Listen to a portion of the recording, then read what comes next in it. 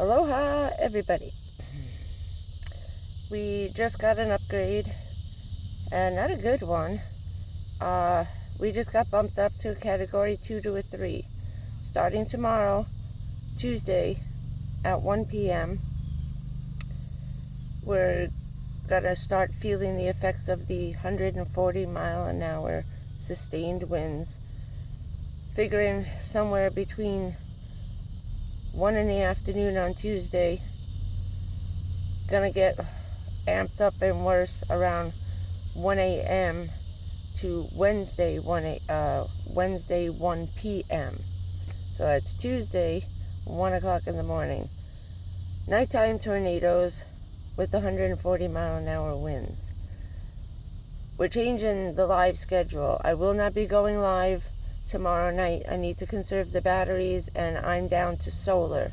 The library's shutting down. It may not be open tomorrow. They haven't decided yet. So if that's the case, I only have 80% left on this yellow box. My little portable guy here. And right now, I'm charging up the iPad. I've got to charge this cell phone for what will be the last time until Thursday. That's if the library opens and if we have electricity on Thursday after the storm passes. Right now, we're surrounded by clouds in a giant circle, like we're in the middle of the eye of the hurricane. That always happens. That's how you know it's coming, how big it's going to be. It's hotter than hell today. The wind died down. It always does this because it's sucking all the air out. Sitting here with like all my little fans. I have 7 fans I need to get charged up today. So yeah, we're not going to waste it on Monday because there's not going to be anything going on. I'll do maybe 45 minutes to an hour depending on what it's like on Tuesday. But we are going live 10 o'clock Tuesday night Eastern Standard Time. I got my spot picked out, and I will show you exactly why I'm not going into the shelter. I'm going to show you this tree. See that tree? Surrounded. That tree is old. Those trees fall down every day. Every day those branches are all over the floor just from the daily storms that we get with a 40 to 50 mile an hour winds. Those winds up to 60 mile an hour are starting tomorrow. And then they're going to go up to 80 miles an hour. Then by Tuesday around 1 o'clock in the morning, the 140 should start be kicking in because that's when it's going to bring the nighttime tornadoes. We went through that crap with Ian. Hearing those things come is like a freight train running over your house. That's what I was pretty sure ripped out the concrete supports for the carport, and that's the ones that lifted the house up. That happened during Nicole and Ian. Gotta go to Home Depot, grab some heavyweight, like 15 millimeter plastic. I'm gonna go grab those compactor bags that you can't even poke a knife through. Just in case one of the windows breaks, I can fix it from inside. Gotta grab another duct tape. I hope to God I'm not going to use the shit I'm going to buy today. Sorry about my language, but 200 mile an hour winds sitting in a freaking van is not my idea of a good time. At least in Sandy, we were inside a bigger, rescue vehicle. But this is the best place to be. My father lived here for 45 years and refused to move. It is the safest place in the state, I think, to ride out the storms. That house that I was in has been standing there since 1982. So I ain't leaving this area. I found a good place behind the Aldi supermarket. I'm going to be hiding out there because about 15 feet away, as far as this tree is from us right now, see that one right there? Is a 6-foot chain link fence. Those are the only thing that can withstand up to 200 miles an hour. They never blew down during the craziest Matthew, Andrew, all these nutty storms that went by. Michael, not one time did the chain link fences give, break, bend, nothing. Nothing. That was our chain link fence and the one for the trailer park next door. So, I'll have a 6-foot barrier coming from facing the west, and I'll be butt up about a foot away from the back of the supermarket where they have all the loading. If not, there's another strip mall. If I can't get close enough to the building at Aldi's, there's a strip mall in the next parking lot. Still riding that fence. I need to stay with that fence to at least give me some protection from the stuff that everything blows low. From like 8 foot down, everything blows through the ground down here. So I need something to protect the car from the blowing branches and whatever else people forgot to put away and didn't bother. Thought would make it. They really need to start fining people down here for that. They really should. You're responsible if anything hits, but I do believe that the state should start fining people for not putting their stuff away.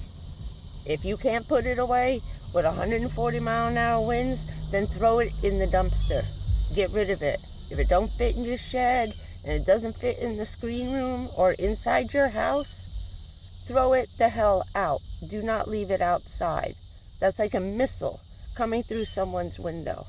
Or someone who now is standing outside, like Richard had to, in, 135-mile-an-hour winds. He had to go outside and tie down part of the back of the screen room. He almost got killed with stuff flying. It almost took his head off. A piece of metal off of someone's metal roof went flying past. As he was coming around the corner of the house, he jumped back, hit me. We both fell down on the ground. Thank God it was the grass. And this huge piece of metal roof went flying by and almost took us both out. I grabbed him by the shirt. I said, leave it.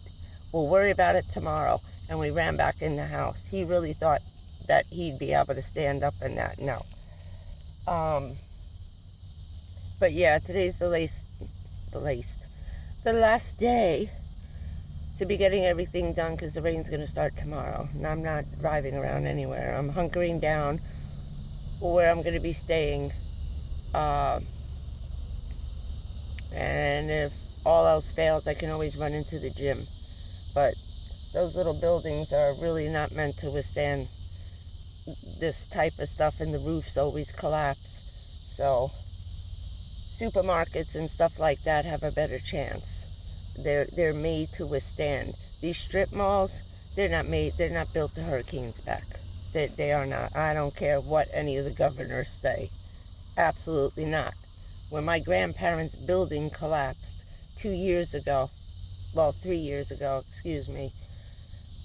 down in Riviera Beach, and that whole building came down on top of those people inside the garage, where I told you, you do not stay in the garage. Had that building had better support and not used a elevated parking garage to hold up half the building, that was idiotic. That was completely idiotic. They didn't withstand Sandy, and we got crazy wind up on the Hudson River. We get 80-mile-an-hour winds in the winter. Those nor'easters come blowing through at 110 miles an hour. Are you kidding me? On a daily basis, you can't get out the door up there. If you live on the Hudson River, getting to your car, you're practically crawling to your car with a 60-mile-an-hour wind coming off the Hudson River. So, I'm babbling. I'm thinking. My mind's going 100 miles an hour. So that's the best place I can come up with.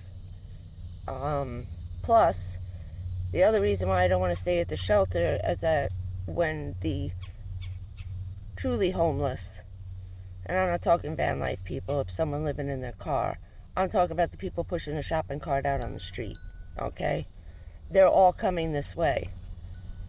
They make them leave their stuff outside. So outside will be probably hundreds of shopping carts, all kinds of bicycles. You have no idea what they're bringing, you know, and then what they're going to make them leave outside. There's now going to be flying debris besides that tree that's going to come down. Now, we'll see how long that tree lasts through this. It should make it, but inside are those little flimsy decorative trees, you know, the cherry blossom trees, the dogwood trees. Those things rip right out of the ground. And now they're a spear stabbing right, you know, coming right through your windshield. You need to be near, you need a big tree. A big old 200-year oak tree. These little tiny skinny trees, they're going to break over. Plus we went through last year 2 back-to-back hurricanes. Their roots probably aren't very strong and may not have had time in, 11 months to hold on and regroup down there underneath. That's the other thing. Trees sometimes don't fall over right away. It could take a week before all these trees start falling down and have a chance to hang on with their roots and stabilize themselves. Let's see, what else? Got all the food. Today's just charging. I'm sweating my ass off in the sun here. Got no choice today. I got the crappy solar panels. It won't charge anything. Nothing electronic will charge on those solar panels no more. Not even my junky Fire Kindle will charge. It was on there all day and it only got like 2% on the charge. Went from 78 to 80 and it was 7 hours. It only charge USB stuff. So yeah, for sure, 100%, I'll be grabbing those solar panels next week. And I'm trying to think. I'm thinking. I'm busy thinking. So, yeah, I'm trying to think of the best time to do the live, and that should be 10 p.m. And then maybe what I'll do is I'll go through. We'll go live again maybe Tuesday and Wednesday. I have to update my post. Let's start with Tuesday, 10 p.m. Eastern Standard Time. And then I'll decide during the live whether to go live Thursday after it's over or again on Wednesday night. If not, I'll post something Wednesday. Or do just a quickie, because I can't do like a 3-hour live. I need to save this phone. Because I can't charge it till Friday. And that's if nothing happens to the library. That library, in our daily thunderstorms, loses its electricity. The park over here, why I'm not too worried about running into the shelter, 20 minutes into Nicole, gone. Their electricity only lasts a half an hour. Once the first 75-mile-an-hour wind hits over here, all their electric is above ground on wires. So the shelter will have no air conditioning, going to be stuck inside there with hundreds of people. I do not like the way Florida runs their shelters. I am disgusted with the way Florida runs their shelters. They do nothing for you before. They wait to hand out supplies until after. So everything that you need for 72 hours, supposing they can't come out of there. And this does not stop like Ian didn't. I couldn't open the door for over 48 hours to go look for Mouse, and thank God the lady had him next door. But at least I can crack the windows in the car in between the waves of stuff and being up against that building. I'll be able to open this door. That's why I'm going to park this way. That door is all barricaded, so I don't have to worry about anything coming through the window at me that way. I'm going to put all the suitcases, my little duffel bag, my gym bag, my backpack. I stuffed everything full of clothes last night. And I'm going to jam everybody and stack them up like sandbags in the front windshield. tie on the foam. Now that I know it's going to be 140 mile an hour winds, I'll be sleeping on those, on our blow-up mattresses, because this is going to get ripped off in 100 mile an hour winds. It's never. I figured if we were up to 80, 110 the most, but 140 mile an hour winds is going to do shit. It's going to do what it did with just the rainstorm to the giant purple floaty thing I had. It just pounded it and flattened it out. I got to cut that off the roof too. It's still up there flapping away. I just didn't feel like climbing onto the car. I'm leaving all that last minute details. I have to also, wherever the hell I put my rope last night, get my rope out and tie down my ladders up there, my ramps. I also have a piece of lattice up there that helps tie stuff to it on the roof. It made it easier. I can't get it off, so I have to now reinforce all the rope, and I'll be doing that tonight in the dark in my parking. I'm thinking, but I think that'll be the best time. Tuesday, 10 o'clock, because at 1 a.m. the tornado should start, and the wind is probably going to get bad, and we may probably lose some cell phone service around here. I don't know. The radio station lost its antenna last week, and that was just a storm. They haven't bothered to put it back up again now, which means our weather alert station is gone. Our radio station that helps us out is gone. AM radio has been totally disbanded in our area. The only thing on AM radio is a scratchy, can barely make it out weather alert station that's just crossing over from AM to FM, because it has to be coming from Orlando. That's the nearest place that transmits that. The other ones are too far away that it wouldn't pick it up. But yeah, so we have no AM radio. They did take that away. The radio station made an announcement that the only way to listen to them now is on this, okay, on iHeartRadio. And I don't know how long the cell phone service is going to last. But someone's parking behind me. These big trucks. Now, if you're in a park and you're hanging out, okay, and you got a big giant diesel truck, please make sure that your exhaust is not facing the car next to you. My whole car filled up with exhaust smoke. I had to ask the guy to move. It was ridiculous. I can smell this guy here right now, but... And it's a giant bus, a motorhome, okay? If you got a big-ass RV, make sure that your tailpipe is not facing someone's open window, especially if you're here in the heat. You're going to kill someone. What else? That's it. And there's nowhere to run to. There is nowhere to run to. It's hitting top to bottom, side to side, all the way up through Georgia, through the Carolinas, into Alabama. It's just a wide ass cone coming up, and there's nowhere to go. Like I said, I would have had to have left 3 days ago and at least gotten to the other side of Texas, just in case it decides to be an ass and make a left. You have no idea what this thing's gonna do. I've seen these hurricanes do crazy shit, and at the last minute you think it's coming here, and all of a sudden a wind takes it and wham, takes out Texas. Look at Katrina. That was going a whole other way and just decided to explode into a Category 5 and go straight. That was coming this way, not straight right head on into New Orleans like that, Louisiana. They got whacked. So here's hoping they're bullshitting and just trying to scare the crap out of everybody into buying more shit.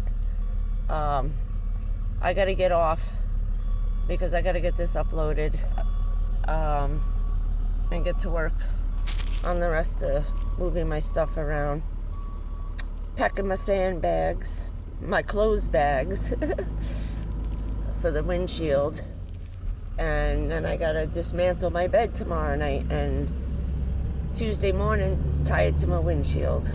There's no other way around this.